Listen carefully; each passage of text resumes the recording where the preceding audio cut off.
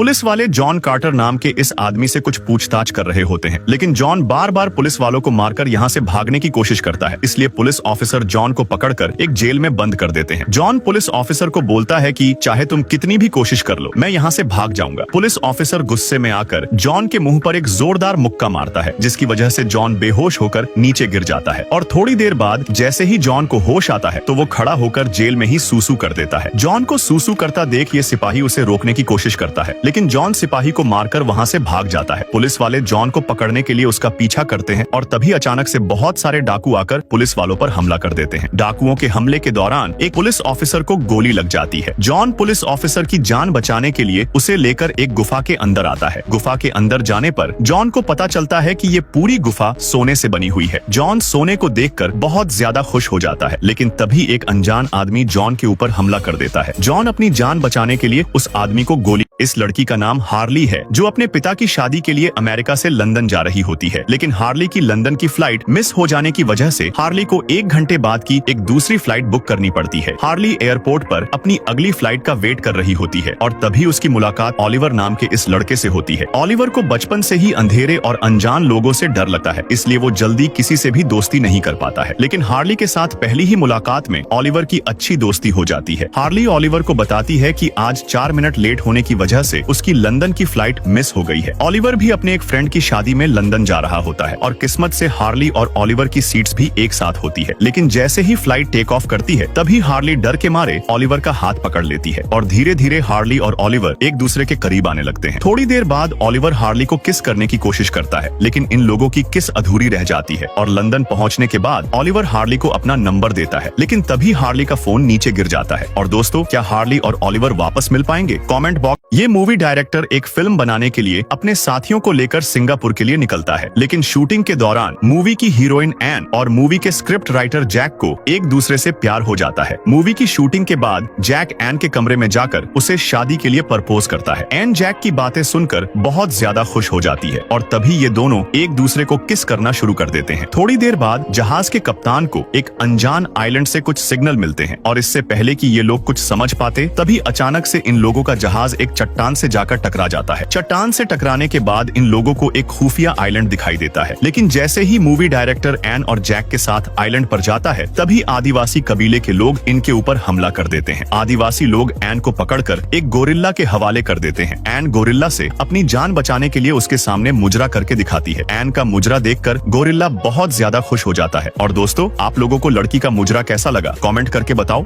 Agnes अपने माता पिता के साथ इटली के एक रिसोर्ट पर घूमने आती है। ट्रिप के दौरान एग्नेस के पिता बेन की मुलाकात पैट्रिक नाम के इस आदमी से होती है। पैट्रिक भी अपनी बीवी और बच्चे को लेकर इटली घूमने आया था और एक साथ घूमते घूमते पैट्रिक और बेन की अच्छी दोस्ती हो जाती है। पैट्रिक बेन और उसकी वाइफ को अपने साथ लंच करने के लिए इनवाइट करता है। लंच के दौरान बेन पैट्रिक को बताता है कि हम लोग अभी अभी यूके से लंदन शिफ्ट हुए हैं और ट्रिप के थोड़े दिनों बाद बेन को पैट्रिक का एक मैसेज मिलता है। पैट्रिक बेन के साथ बिताई गई यादों को ताजा करने के लिए इन लोगों को अपने घर पर घूमने के लिए बुलाता है, लेकिन जैसे ही बेन अपनी बीवी और बच्ची को लेकर पैट्रिक के घर पहुंचता है तभी पैट्रिक अपनी बीवी के साथ मिलकर इन सभी लोगों को बंदी बना लेता है। पैट्रिक बेन की वाइफ सियारा को इनके सारे पैसे अपने बैंक अकाउंट में ट्रांसफर करने को बोलता है। और दोस्तों, आप लोगों को क्या लगता है कि बेन और उसके परिवार के साथ जो भी हुआ उसमें किसकी गलती है? कमेंट बॉक्स में जरूर बताकर जाना।